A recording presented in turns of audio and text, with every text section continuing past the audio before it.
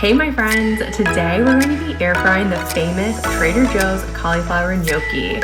So here's what the bag looks like. The ingredients are cauliflower, cassava flour, potato starch, olive oil, and sea salt.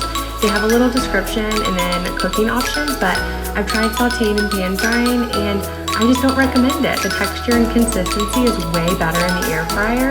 So I recommend first preparing your air fryer basket by spraying it with a little bit of cooking oil, then pouring the bag over top, maybe give it other optional little shake, and then air fry at 390F for 15 minutes. I also recommend grabbing their vegan kale, cashew, basil pesto and measuring out about a half cup. You could probably do a little bit less, but I like mine to be completely covered in sauce.